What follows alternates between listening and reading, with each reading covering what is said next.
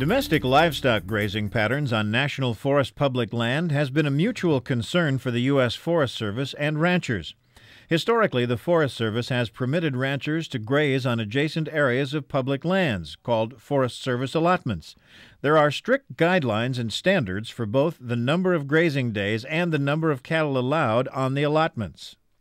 In areas like the Lewis and Clark National Forest in Montana, changes to Forest Service regulations to manage riparian areas have created new challenges for ranchers and the Forest Service. What I try to do is work with the ranchers, make them aware of what our resource management goals are, and then we try to develop management systems that work for them and meet our management goals at the same time. Big issue right now is riparian guidelines, and recently we have developed riparian guidelines and our upland guidelines, and they have to stay within those. Most of the management problems arise from cattle grazing patterns, where cattle graze too much in some areas and not enough in others.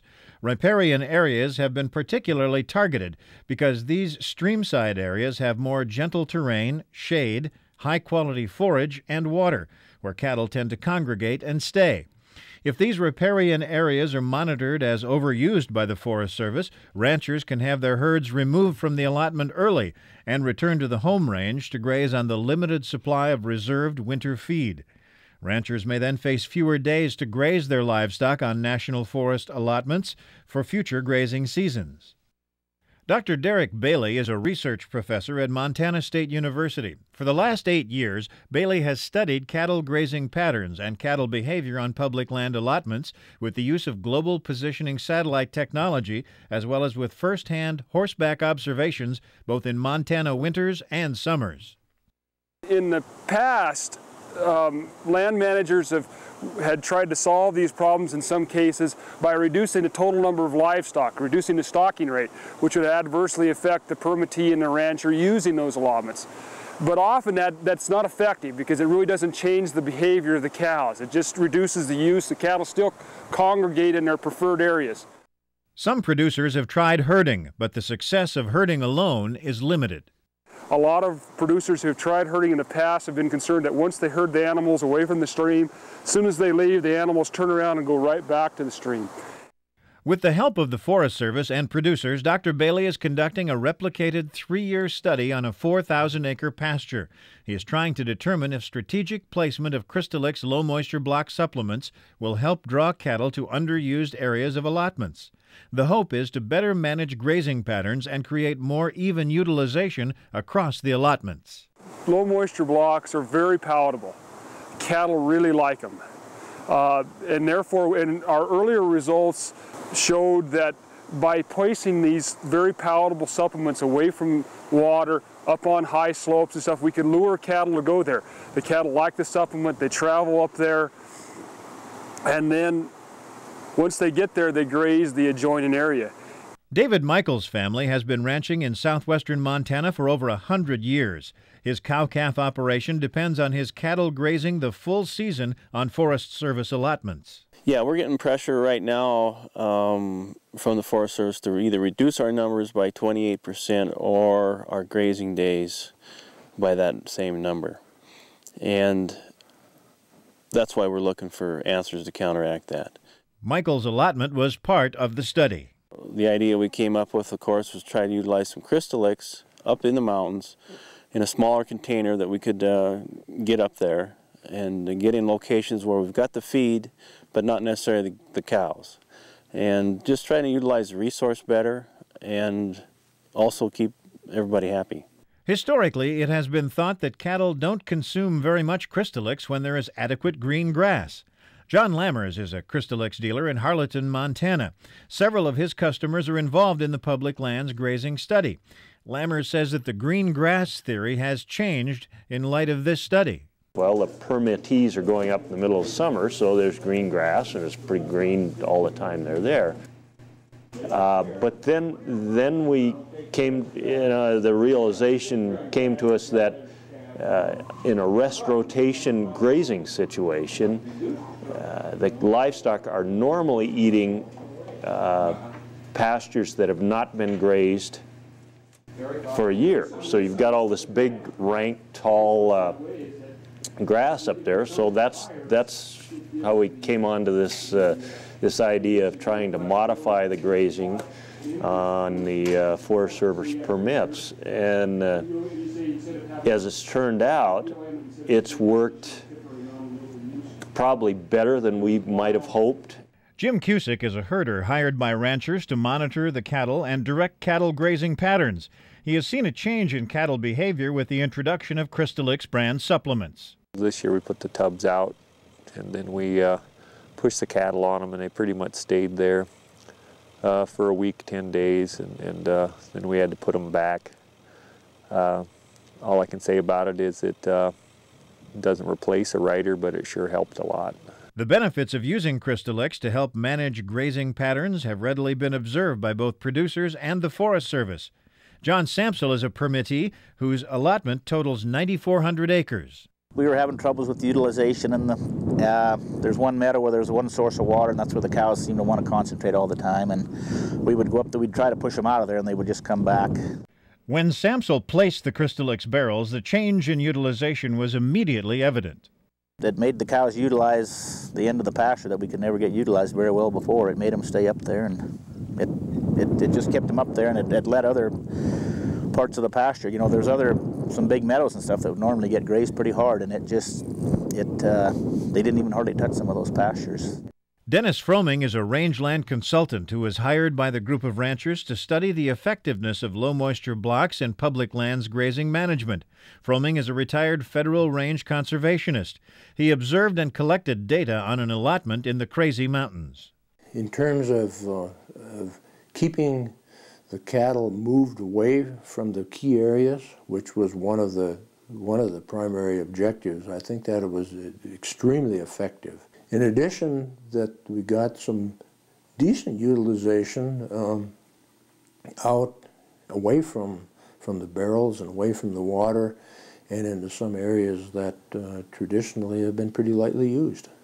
Melvin Armstrong is a fifth-generation cow-calf operator. Armstrong also knows the perspective of the U.S. Forest Service. He worked for the Forest Service for 13 years and spent another 17 years as a Forest Service range improvement independent contractor. His allotment is part of the study and has been used by his family for more than 40 years. Over those years, Armstrong has kept careful records of the grazing habits and usage of his cattle. His notes from the first year of the Crystalix study reflect a definite change. Well, we was trying to get the cattle out of the ripariums and the creek bottoms, the overused areas, and trying to get them to use what used to be considered the secondary range. We've utilized range that hadn't been grazed in the 40 years that I've been there. Cows will come in a few at a time, use the tubs and graze back out. It's put some more weight on the calves. I don't want to overcredit them to what I did, but I would say we've easily got 20 pounds off of our previous weaning weights, the only difference being the tubs. David Voldseth's family has been ranching in the Lenape, Montana area for 125 years. They graze a major share of their 1,200 head of cattle on 4 different Forest Service allotments in the Crazy Mountains. Voldseth took part in the study and has found positive results. It did what we wanted it to do in that it was able to keep cattle in areas that were previously mostly unused and keep them there long enough that the good share of the forage was utilized. There are also benefits to the wildlife population and the general environmental health of public lands. Wayne Butts is a range conservationist for the Forest Service on the Muscle Shell Ranger District of the Lewis and Clark National Forest. He works with 63 permittees administering the grazing permits. He perceives the use of Crystalix brand supplements as a grazing management tool as another way to ease some of the concerns of the environmental community. Well, our mission in the Forest Service is for multiple use, which means you don't maximize use for livestock, but you don't maximize use for recreation either. So what the objective here would be to try to spread the use out so we have more even use. Most of the environmental groups that we deal with, all they're asking is that we lighten up use in some of our more sensitive, more productive areas like our riparian areas. There's some benefits to wildlife, specifically elk, that we've seen by getting that old growth out and keeping those forage plants kind of young or viable and healthy and producing a good quality forage. I think ranchers are going to need to adopt this type of technology and continue to recognize the importance of the sustainability of the grazing with respect to ecological needs, wildlife concerns, and the concerns of all conservationists. And I think we'll find in time that the elk in particular will use those areas more as well, because a lot of that coarse, rough forage has been grazed down, and what's left will be considerably more palatable to the wildlife populations. Grazing can also, it can benefit wildlife if you keep, the old rank grass grazed. It tends to come back greener, and wildlife like that. The relationship between the Forest Service, permittees, and herders can also benefit from such a cattle grazing distribution strategy. So both the land manager and the rancher both can win, and both have feel very positive about this type of management approach to manage livestock grazing. I would say a lot of guys bought themselves 10 to 20 days extra on the forest permits by using that supplement in conjunction with riders. Anytime that you can find a point where the rancher and Forest Service administrators can agree on something, you got a better working relationship. We have this convergence of goals that we seldom see in life. You've got the permittees are pleasing the Forest Service because their cows are off the key areas to a large extent. The Forest Service is happy because they're out of the key areas. The initial success of the study provides some optimism that using Crystalix brand supplements to improve the management of domestic livestock grazing on public lands is a promising new technology. First of all, on public land grazing, they can eliminate those areas of overgrazing, keep them to a minimum. They can use the cattle to get out and utilize more of the forage in the outlying areas. That'll keep the forage more healthy. But rather than being in a conflict and fighting over who should have what, this way you can probably start implementing practices so that you can meet all the goals and continue livestock grazing perhaps at the same level. I see a real potential we've got back some of what we've been cut, but it should definitely take the pressure off of the ripariums, and I feel in a few years down the road that they will see that some grazing down there ain't all bad, and if you get to using the places that haven't been used, I can see a real plus there for the serious-minded. If the permittees can use something like Crystalix or really good riding or water developments and salting and all these different things that help distribute the cows like away from the creek bottoms and into areas that they may not normally use, then what you're doing, if you can spread them out, then you can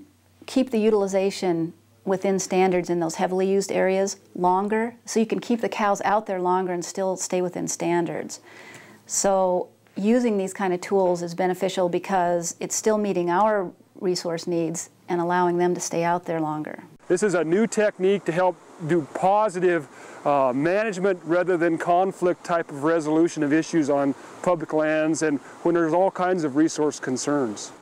Well, it helps a great deal because it gives us summer grazing that we wouldn't otherwise have, and so if we didn't have that, we'd have to basically have 400 head less cows, and that's one more family that wouldn't be able to get a living off of the property, either a hired couple or our own family. That's what we're hoping for, to utilize the resource the way it should be utilized, because if we overutilize it, then we're out of business.